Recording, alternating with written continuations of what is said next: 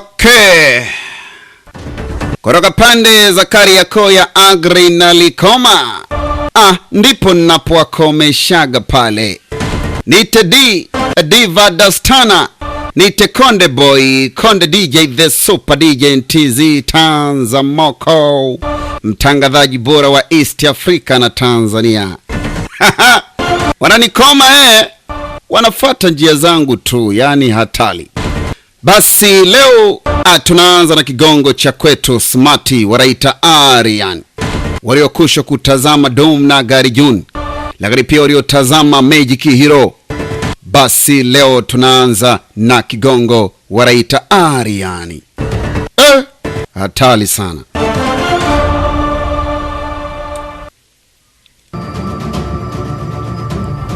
Okay.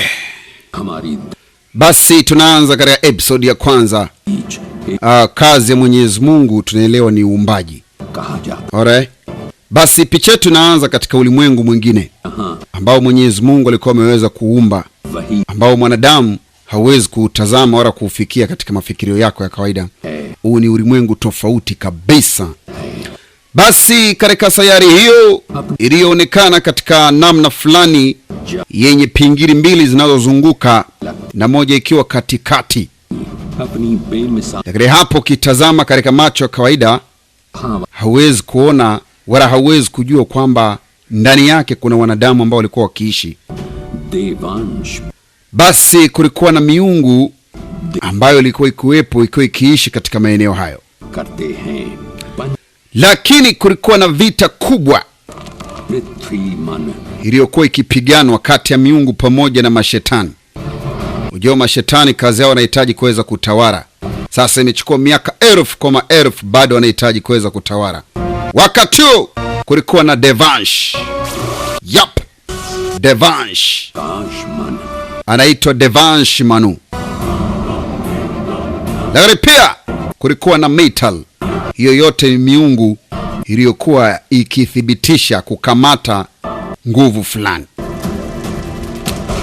Lakini pia kulikuwa na Mungu wa nne ambaye huyu alikuwa ni Mungu moto. Alright. Anawaka moto vibaya. Anaitwa Ag. Basi sayari zilikuwa zimeungana katika wakati huo. Lakini pia majeshi tofauti ya kishetani ya mafukunyuko walikuwa wanakuja kupambana na majeshi ya malaika. Nimekuambia kazi ya Mwenyezi Mungu ni uumbaji. Mwanadamu hana kipaji cha kuumba. Mungu pekee kazi yake ni uumbaji. Sasa wakati huo mashetani alikuwa anakuja kuyakabiri malaika. Ora mambo hayo mzee.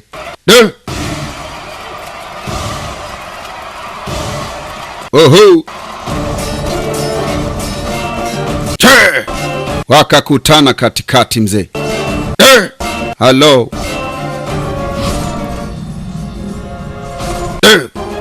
Walikato mzee. Oho. Pambano litokea ni hatari kweli. Kata kweli. Lakini mashetani wanapoyakata basi usambaa. Kapotea. Pigika vibaya mzee. Hello.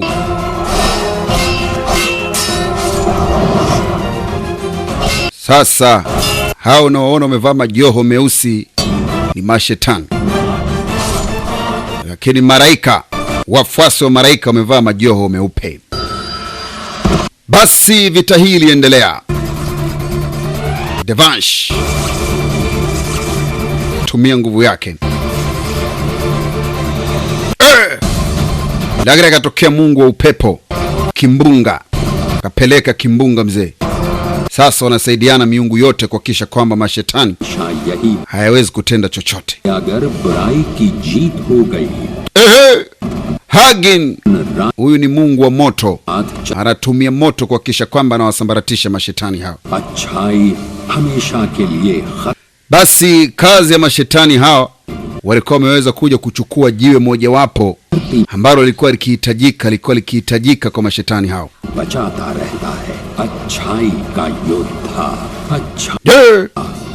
Wakati huo akatokea Arjuna. Katikati ya vita Arjuna akashuka.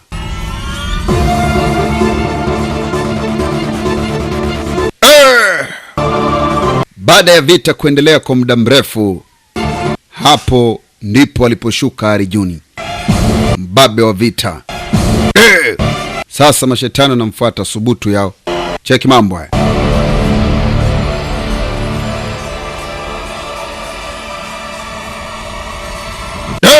Aliwapelekea panga mzee, aliwalamba wote Arjuni. Ona mambo haya. Kitu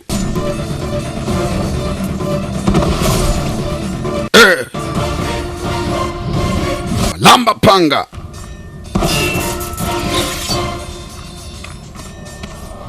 Yap.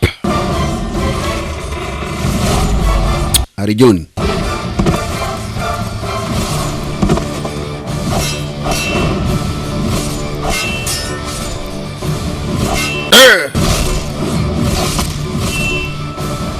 chapa kweli mzee.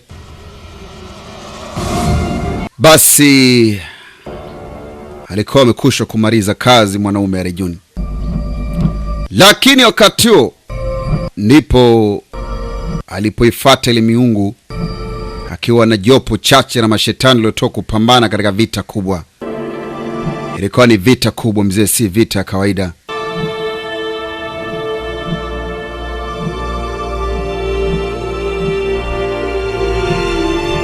Arjuni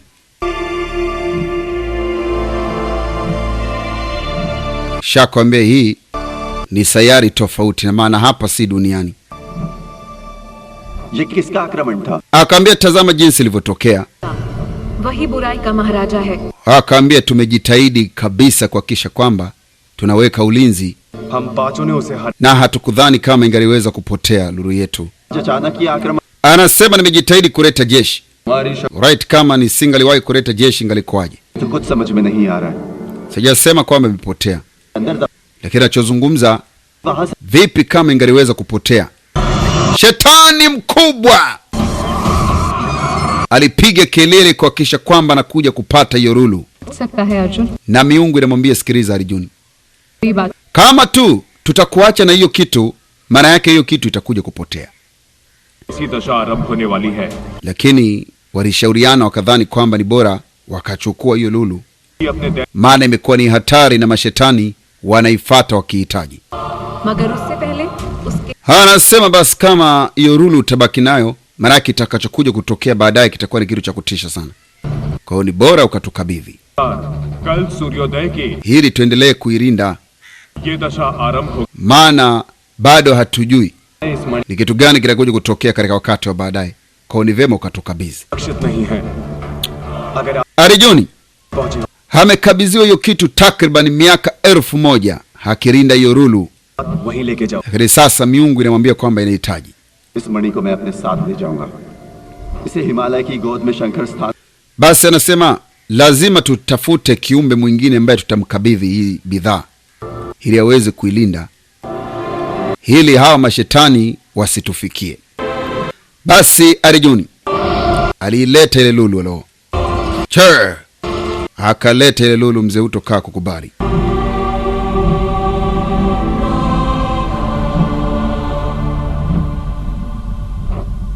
और एक और बात अर्जुन, हम इसलिए भी ये मणि तुम्हें धरती पर ले जाने को कह Lakini bado miungu ilimwambia Arjuni, अब इसकी देखभाल करने के लिए तैयार है. नहीं, आर्यन अभी tunahitaji इतनी बड़ी जिम्मेदारी. hiyo lulu. Arjuni akamwambia hapana, nina mtoto ambaye anaitwa Aryan, ningaliweza kumkabidhi hiyo kitu. Wakati anaondoka anamkumbuka huyo mtoto ambaye anaitwa Aryan. Sasa mtoto huyu ni nani kwake? Anasema kwamba atampatia hiyo bidhaa. Anamkumbuka Aryan.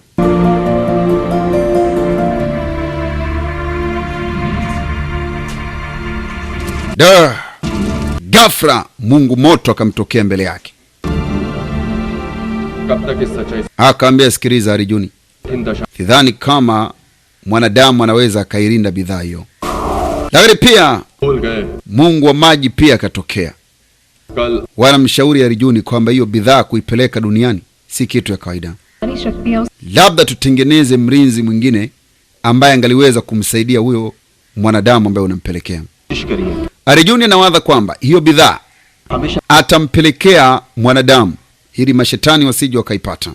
देवदूत कहा गया है, Maana wakati wote mashetani watakuwa wakihangaika wakidhani kwamba miungu सच है कि ndio wako na hilo jiwe, lakini kumbe भाई Arjun atampelekea mtu mmoja ambaye anaitwa Aryan. भाई की निशानी है।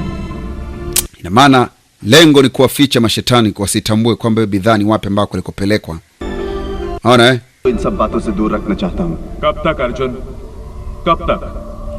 Basi तियों का walimwambia Arjun, सवाल उठेंगे। kama umekubali kumpelekea mwanadamu, हताश मत हो, ni bora चिंता हमें tukamtengenezea mtu mwingine हमारी मदद ambaye atakuwa msaada.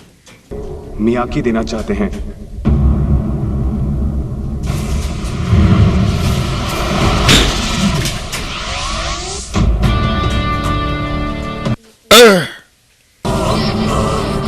Halo.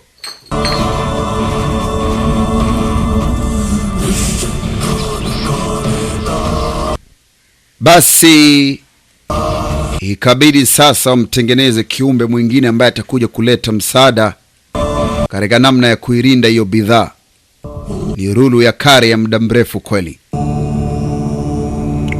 Wakamtengeneza kiumbe tofauti wakitumia nguvu zao. Waliunganisha nguvu zao ili kuweza kumpata kiumbe mwingine tofauti katika wakati huo. Oho, mambo ya kimiungu yalikuwa kitendeka katika wakati huo. Alipatikana kiumbe mmoja katikati yao. Nani huyo aliyepatikana? Ni mlinzi ambaye atakwenda sambamba pamoja na Ariani. Bado hatukumwona Ariani mwenyewe, lakini akatengenezwa kiumbe mwingine, akajazwa nguvu kwa sababu ya kumsaidia Ariani. शक्तियां हैं, ये तुम्हारी और तुमसे ज्यादा आर्यन की रक्षा कर। Anasema basi huyu भविष्य atakuwa msaada mkubwa kwa huyo Ariani, angaliweza kumsaidia.